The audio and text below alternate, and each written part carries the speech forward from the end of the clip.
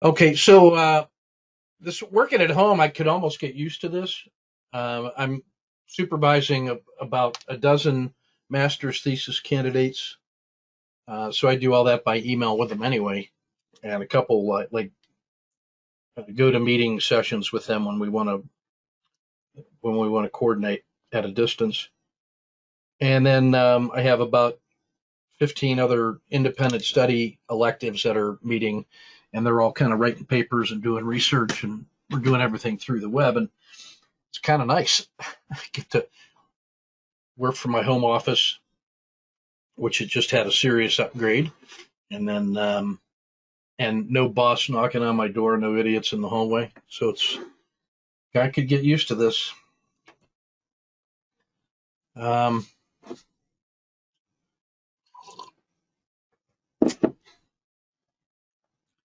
my roommate and I, my teaching partner and I we've been teaching this way for a couple years now. We had assembled about 60 gigabytes of pre-recorded lessons from the various greatest hits that we use in the classroom, and then use that as part of the prep work. So we're not doing any lectures in the classroom. It's all practical applications and hands-on work, and students coming in with questions about the things that they've thought about deeply. And that has sort of become our model for teaching. The rest of the college is just starting to discover how powerful that is. We've been trying to convince them to do it for a couple of years.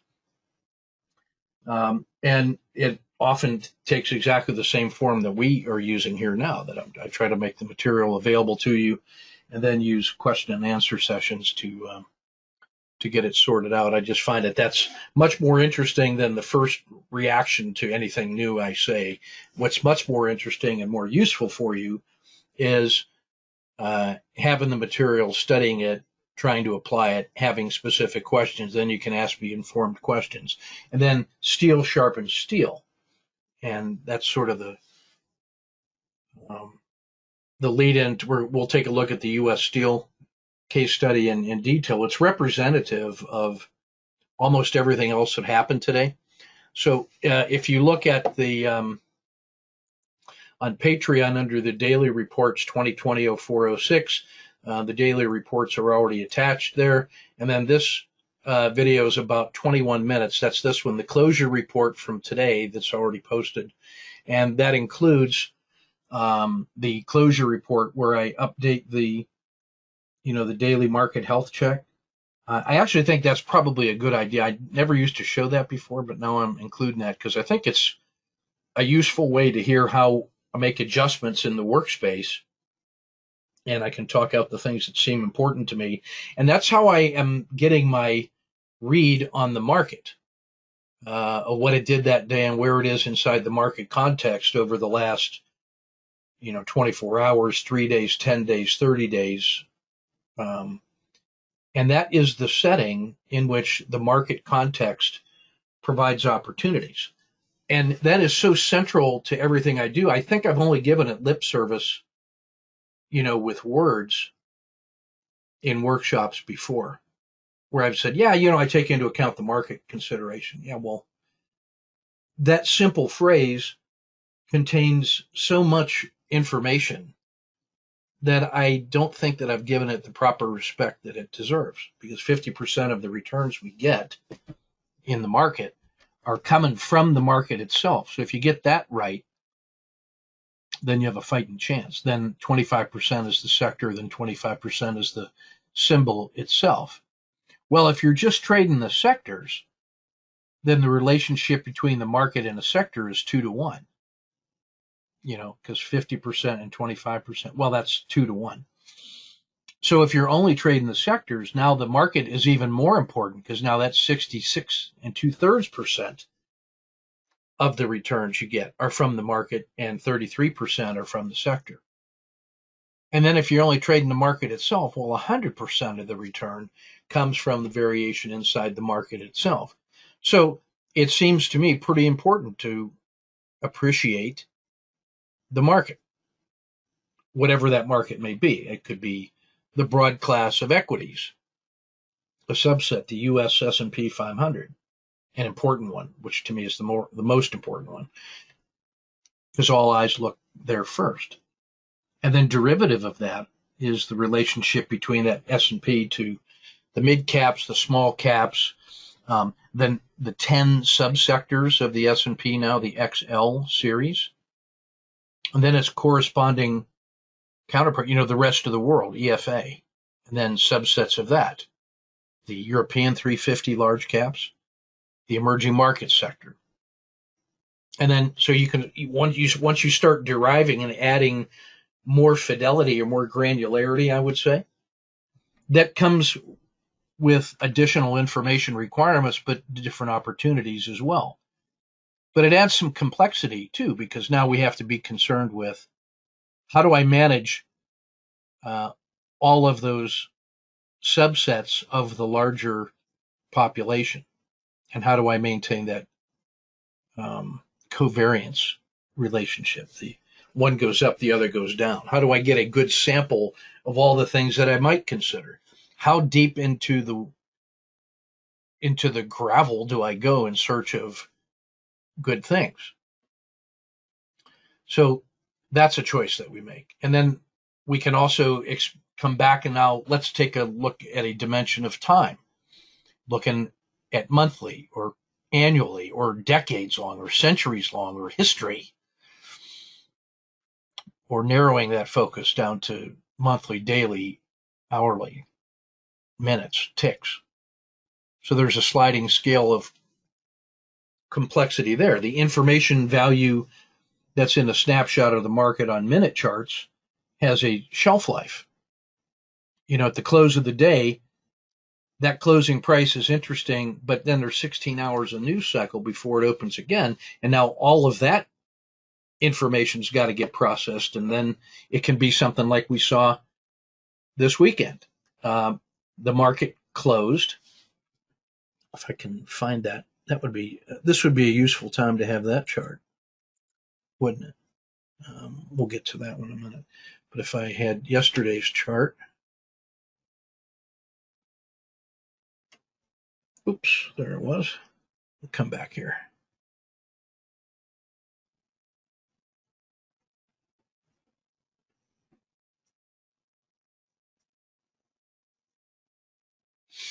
Yeah, so when, where's that today's chart? Nope, that's today. So let's just look at today's chart, if we can.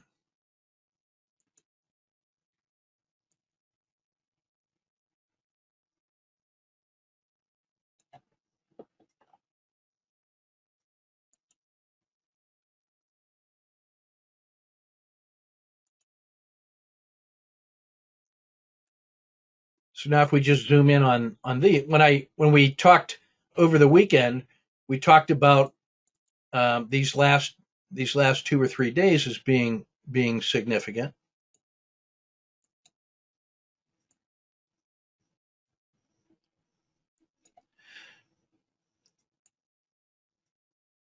And what we said was, let's look at the 3-day and the 10-day, if we will.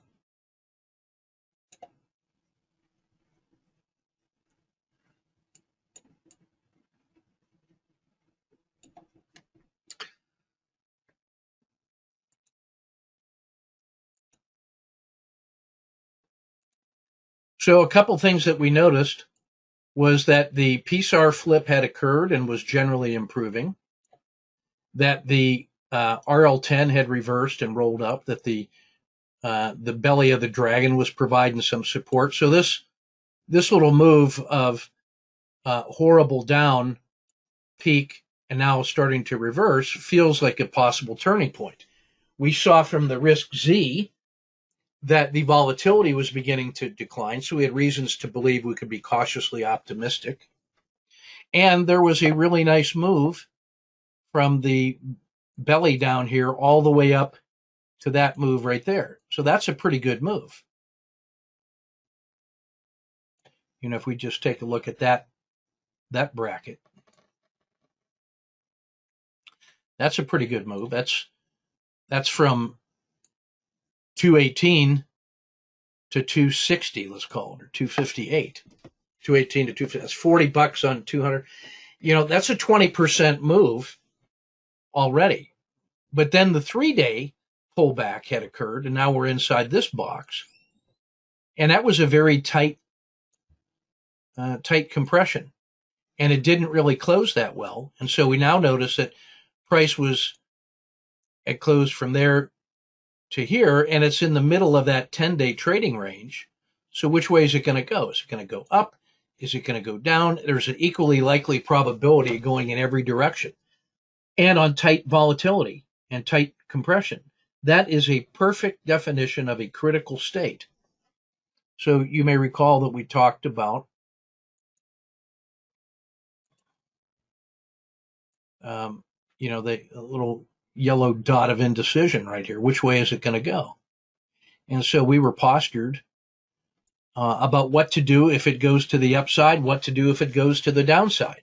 And we framed trades in either direction. We were waiting to see what the directionality would be. A number of swing trades that I had going into Friday, I closed because I wanted to have reduced exposure to a 48-hour news cycle in which oil was running amok. And we're heading into the peak of the coronavirus death rates. And with 48 hours of talking heads to talk about that, I mean, I didn't want more exposure over the weekend. I wanted less. So there were a number of swing trades that were working that I just exited. Like the 1-day swing trade on inverse oil. Well, that turned out to be a pretty good move because oil got smashed today. Or that would have gotten smashed. The Chevron trade I got out of. Caterpillar I got out of. Well, some of those worked. If I'd have held them, some of them would have worked. Some of them would have failed. But my only concern there was to reduce exposure, to raise cash, to be ready for today, and not to have a directional bias for which way it could go. So when the market itself is in a critical state like this, then everything that's derivative of it will be in a critical state. So what did we see this weekend? Well, we saw oil prices getting smashed, and we saw the market reacting favorably to that. And there were some hints of suggestions coming out of Spain and Italy, and hints and allegations coming out of the U.S. that maybe that we had seen the tipping point in the rate of increase of new cases. And that's earlier than was expected. So maybe things are better. So you add those two things together and we get a limit up futures opening, and now the thing takes off to the upside.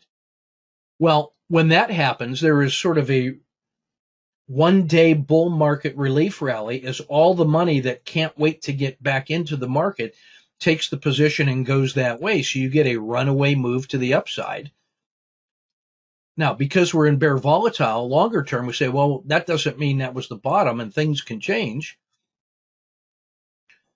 So you have a 1-day bull market, and then making the argument that that could last a week, 10 days, 30 days, a year, that becomes less and less compelling because of more and more uncertainty still waiting out there in the future.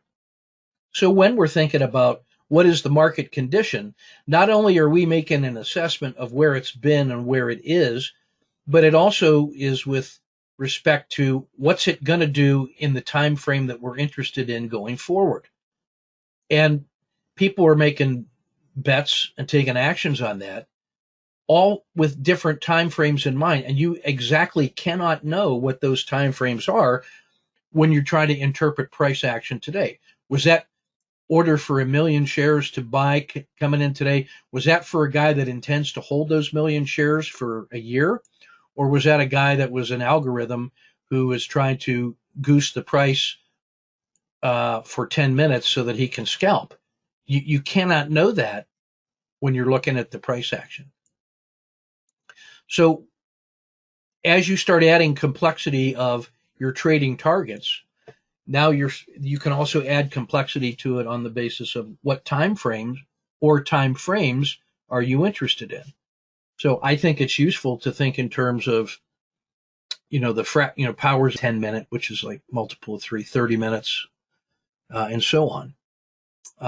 And the regression lines I use are multiples of 3 so that I get a fractal relationship between them. And I can see at a glance what's happening on the tactical trading screen. So what I want to say is that, today's price action was nice, and there's opportunities to succeed in today's price action, and it is derived from where the market was specifically on Friday in this very critical state, where it closed right in the middle of its daily range, and its daily range was inside Thursday's range, and the size of the range was small, and it fit entirely in the inside belly of the dragon right there. So the breakout in either direction is has a good possibility of being large in either direction. And so what we got was a large move in the up direction. It opened here, it got as low as here, and then went up into there. So that's, from the, like Jonah in the belly of the whale, the move was to the upside. Could just as easily have been to the downside.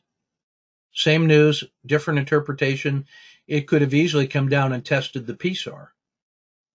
So both of those were equally likely. But what we have is one day that moved out smartly on Monday, and now we can start building on that. Well, if I look back further now, and I look back 20 or 30 days, I now have more information that's available to me. This price action here, when it comes out of the dragon, is now an owl entry, which gives us even more confidence in trading as if this was a swing low 10 days ago. And now our next target is the Bollinger Band mean, and then the far side of the river, and then back to fair value. And look, if we get that, we're all the way back at 306, and now suddenly this market is looking a lot healthier, and now it's just another short leap to 335. So all of that is on somebody's mind. I know it's on my mind that the possibility is there, and what we have is a price ladder that allows us to, from this moment, saying, is this the move? Back to the swing high? Well, there's 1, 2, 3, 4, 5 different price ladders on the way up that we can use as road signs. Each one of it is confirming evidence, but as it stands right now, this thick green line is the 10-day high, and the light green line is a break of the Bollinger Band mean and the RL90. So both of those. So that means if it opens up and starts going up, I'm piling on and going, because there's no resistance until you look 20 or 30. Nobody can even remember that far back. All we can see now is the pearl of great price going north. So the fact that it closed well and the futures were up when I last checked on my water, there's a strong argument to the upside. Now, what's the other side of the trade? Oh, well, the other side of the trade is this is just a dead cat bounce. What would it take for this to fail? Well, the first one is the violation of today's low. So if tomorrow it goes below today's low, that's a negation of all the goodwill and the enthusiasm from today. And then the next one is the Z-1. And then it's the belly of the dragon. And that one is huge, as we know, because that keys back to a previous weekly support level. And then we have the 10-day low. And then we have the PSAR. And then we have the original PSAR and the belly of the RL10. So all of those things now they're like little tripwires that tell us that enthusiasm is leaving the building. And so it wouldn't take much bad news for the market to kind of reverse this way, and the size of the move for today could very easily become 1, 2 days in the other one, and we're already back at the edge of disaster. So we're only 2 full days of movement away from complete disaster, despite all the good feelings. So when the market is in that kind of condition, that's the most important thing. The other things are all derivative of this.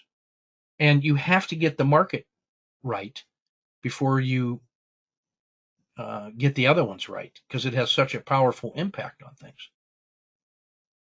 So that's what I want to say about market condition. One good day, today's Monday, tomorrow's Tuesday, and we're right back at it. And so my strategy is to find the winners from today and say they're the ones that are most likely to continue tomorrow. And if I see any evidence of that in the form of a hybrid frog, then I'm piling on those with no extra thought required. All other things being equal. So where does that leave me? Well, it leaves me at the front of the list. Sorry, I'm gonna find my way all the way up here now.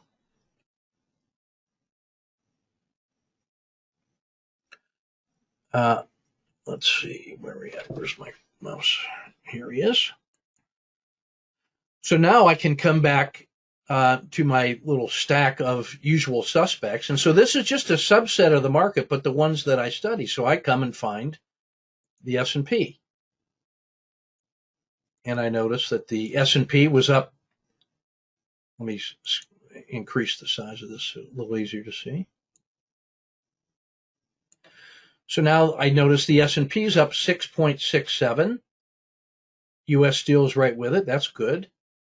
There's steel, Chevron, Home Depot. Finance is better than the S&P. Materials is better.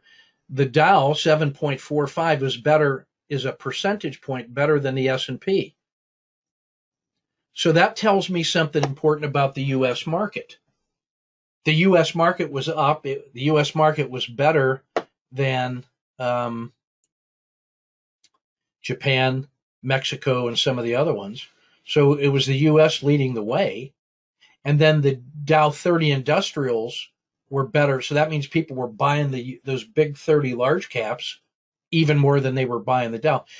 The Russell was better than the Dow, and that's the speculators coming in, trying to get in front of this. Brazil, even better on a one-day trade because it was horrible. That's a relief rally. Technology, better than materials, better than finance. So that is already telling me, I'm not surprised to see Apple. But now I see Alcoa and McDonald's, two great American companies, part of the whole rebuild.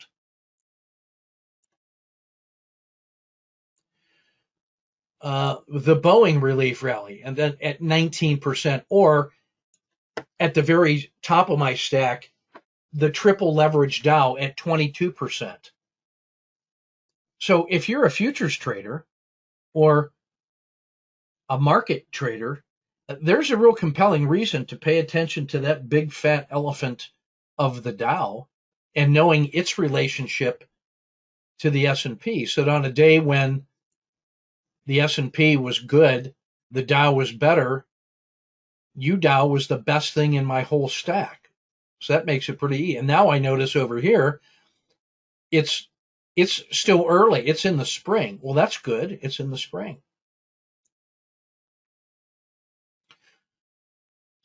So now I'm pleased to see that U.S. Steel is good, because we're going to take a look at that combination swing trade and turbo trade here in a minute. Now, when I come back down below the S&P, I start looking at the things that were not as good.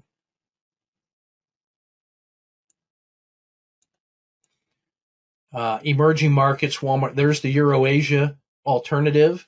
That's 1.5% worse than the U.S. Energy, healthcare, silver, Aussie dollar, treasuries. Treasuries started to roll over today. Oil got smashed. Volatility got smashed. Those are all signs of favorable price action looking forward for the next couple days or a couple weeks, for the next 10 days, as long as that trend continues, as things begin to quiet. So there is signs for cautious optimism in what we're doing. Well, that comes back to now how I can look at what's going on here, that this entire move here from that swing, what looks like so far the swing low, coincides with a turning of the page from winter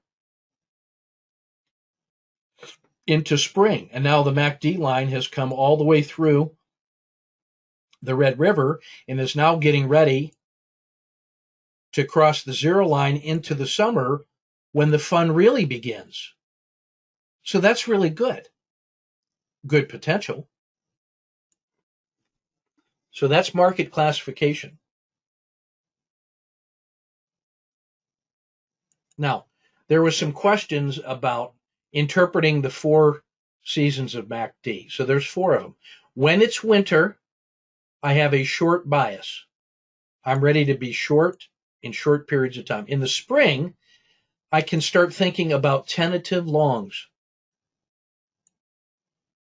like the leading sectors or taking smaller positions or tentatively getting in. In the summer, I should be long in the best performers because it's the growing season. And in the fall, I am concerned about preserving my profits that I harvested from the summer, but also be open to the possibility of selective second seasons. Well, there's 2 special conditions. One of them is what I think of as a failed spring. So when we see a case of winter, spring, winter,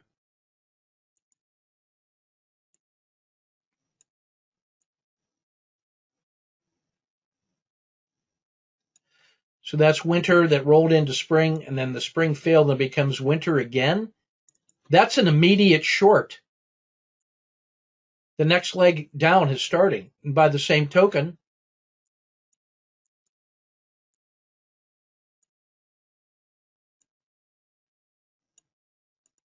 if I was in the summer and it became fall and then went right back into the summer, fall, summer is an immediate long because the next leg up is starting. That's how to interpret that. So let's take a look at an example. So this is a daily chart on U.S. Steel. It's today's chart. But what I want to show is there's that same interpretation scheme. I would print this off, laminate it, and hang it on your bedpost. We're going to come and take a look at some of these other ideas too. I want you to notice as we're looking, I'm going to come back, and in addition to the MACD, I'm also going to talk about the importance of some other simple indicators, Z3 conditions, the PSAR flip, and then the Red River as a guide to where in the life cycle of MACD we are. So I'm going to talk about those. So first thing, in the summertime, you get summer when the MACD line crosses the zero line. It crossed this zero line in the blue, and the slope is up. And that's when you want to be long. And notice how the PSAR is pointing the way up. And notice how here in this blue circle, you had a PSAR flip just prior to the change of the season. And you knew the season was about to change because you looked down here and you could see the spring getting ready to cross the zero line. In other words, right where we are now in the market and in U.S. Steel. Because when I look forward over here to U.S. Steel, we're exactly in that same condition, that this thing is now postured. It failed to fail further, and now the indication is there's reasons to believe that it could go up. How far could it go up? Well, at least to the previous hump of the dragon, where it was happy to spend a long time at fair value at 9 and 9.5. And so it's trading around 6. That's a 50% move just to get back to that little support level. So I'm really interested in this thing going from spring to summer. So that's what it looked like back over here. And in the summertime, and the living is easy. Well, when that doesn't go up any further, now you have it rolls over into the fall. So here's what happens in the fall. It comes through the Red River. It comes all the way down to the zero line when it becomes winter. Well, what did it look like in the fall? Notice the difference in the nature of price action. It basically just mucked around and went sideways. You had a couple times.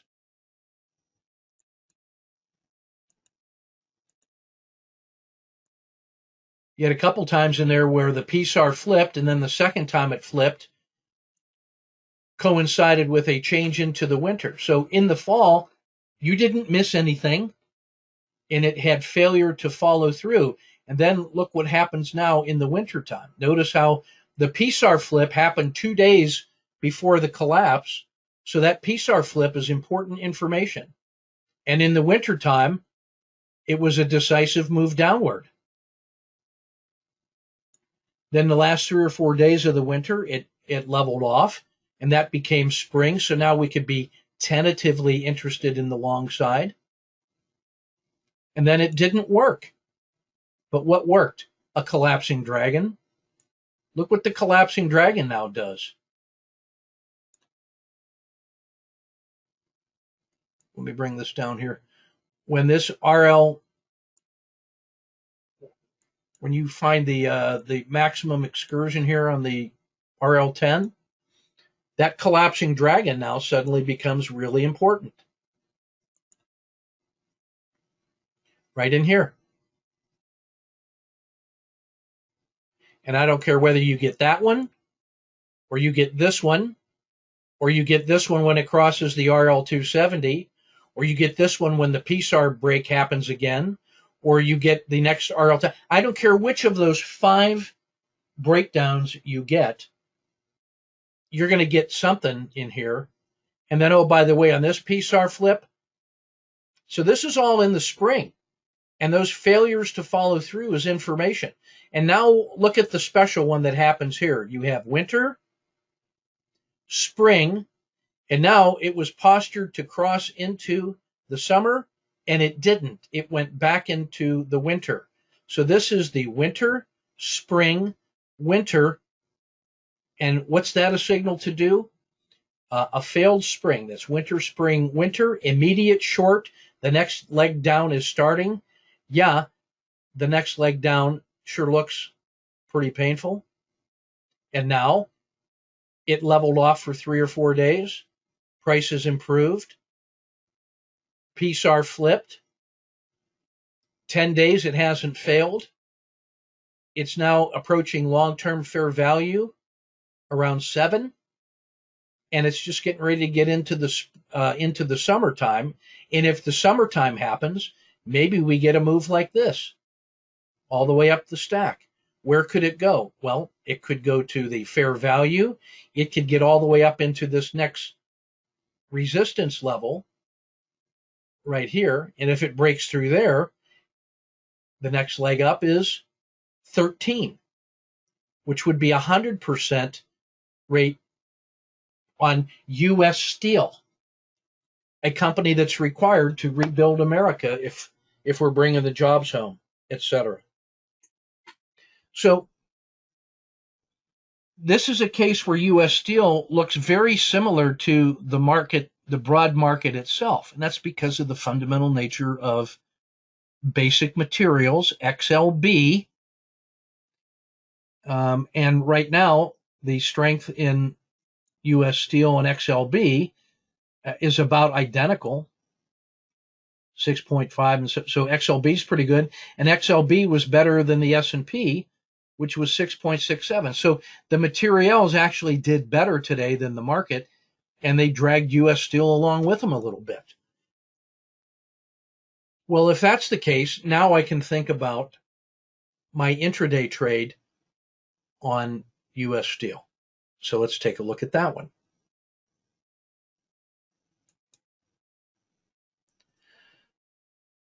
So here's what we had in U.S. Steel.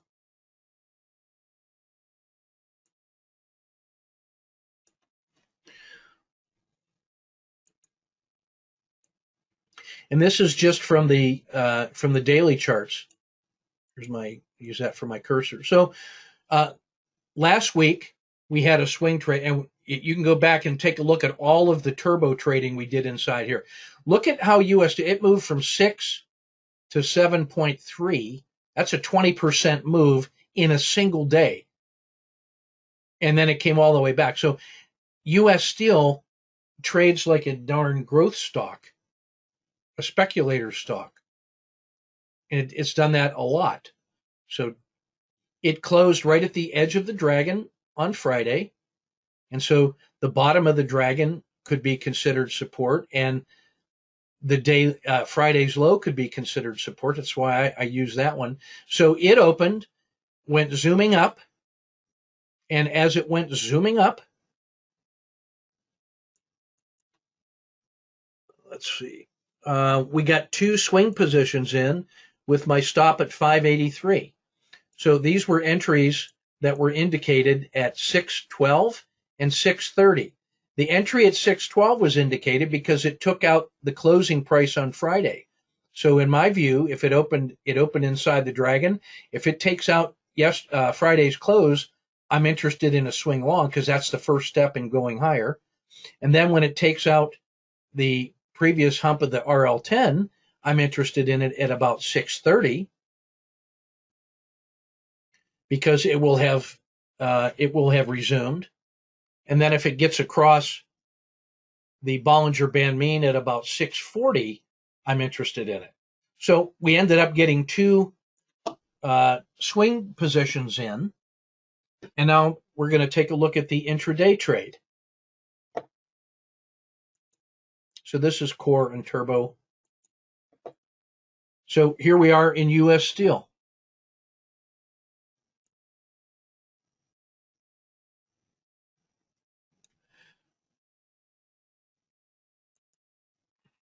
Sorry. Got to get my cursor back.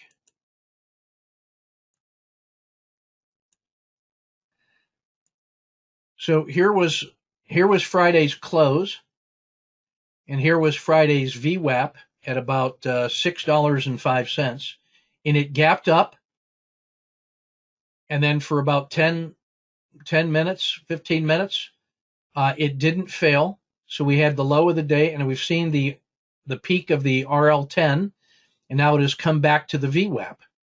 So now my plan is, if it holds at the VWAP and then takes out the hump of the 10, then I'm interested in being long, and then I will use the bottom of I'll use the VWAP as my initial risk.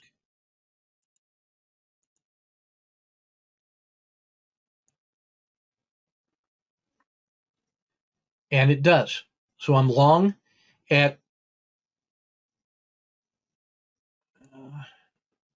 $6 and about 28, and my execution risk is down around 621, so about 7 cents of execution. And then I can use this price level down here as 3 times that for my position sizing risk. So my position sizing risk is built from about $6 and maybe 4 cents, and my entry's at 630. So we'll call that 25 cents. So that can be 1,000 shares. If I'm risking $400 and I get 25 cents of position sizing risk, we're going to see that we take the turbo exit up here at about 653. So that's going to be about 23 cents on 1,000 shares. Yeah, that's about $400 on the first position. And that's going to end up paying for the swing positions because I'm going to risk $400 overnight on those. So it moves up, awesome. The RL10 paused, held support inside it never even got into to the dragon. The RL10 held. The PSAR holds. It takes out the next hump of the RL10, second position. It's working. The whole market's moving up. Third position. We're coming towards lunchtime. PSAR flip, RLXD. I've got 3 positions in. The whole market is pausing. And so I've collected from 628 to 653. So that's 25 cents plus the second position was 636 to 20, so that's 27. So that's about 80 cents on 1,000 share.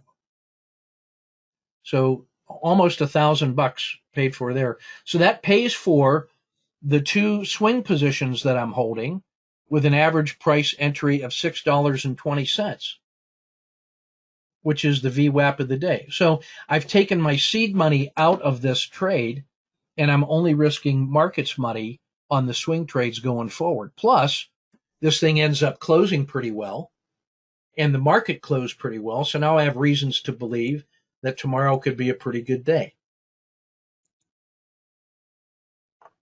So when I look at the full day inside U.S. Steel,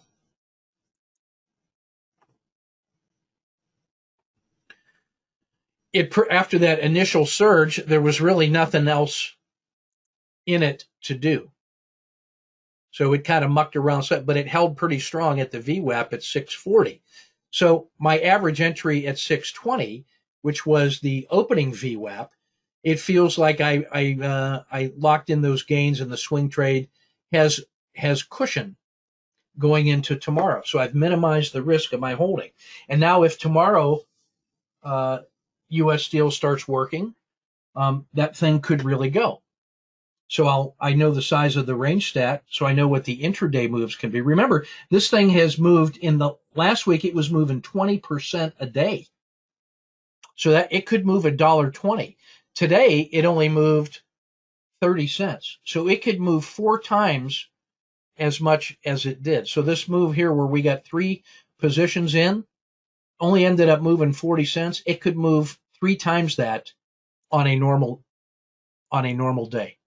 So U.S. Steel has pause, gives me pause to reflect, and makes me grateful for the opportunity. The speed run has a bunch of other ideas. There's probably 20 other trade frames I talked about in there, so I don't want to go through all those again. I want you to go find that video there on Patreon and YouTube, and then you can go through that. But there's a ton of really good ideas out there of things that are working, and I would almost default to this stack right here, just by looking at what really paid off today, and not being surprised if tomorrow they continue to do really well. So when we look at the intraday moves, Boeing is one. I mean, U.S. Steel had its little surge and then kind of leveled off. Boeing just kept going. Boeing was going. People were buying Virgin Galactic at the close. Wind systems. There was people willing to hold that overnight. Simon Property Group, I don't believe in it, and you'll hear me say why. McDonald's, there's a Z3P breakout, and people have some conviction in McDonald's for the long haul. That's one that's going to go tomorrow. So this is how you can start using the information of the market context right now over the last 3 days, 10 days, 30 days.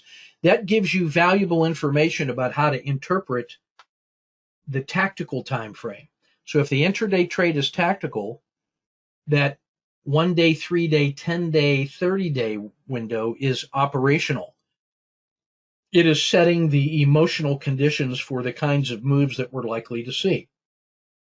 And that's the point that I wanted to make tonight, that when we're doing this hybrid trading, that we got to make decisions about how complex do we want to be in the number of targets, in the number of time frames, the number of patterns, and how do we navigate in that choppy water.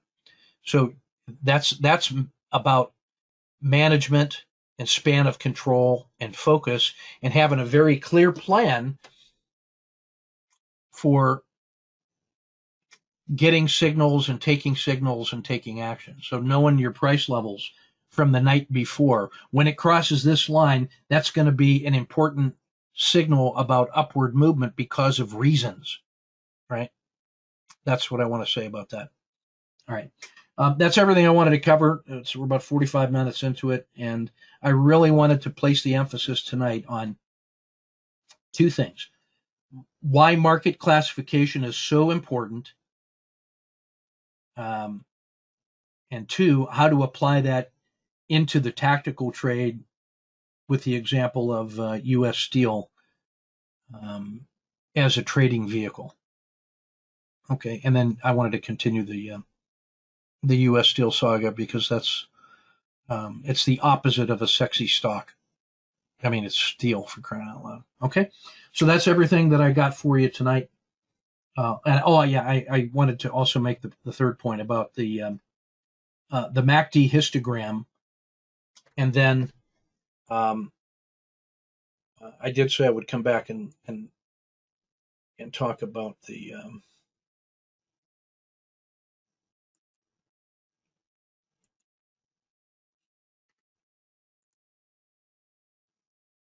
importance of these three items here.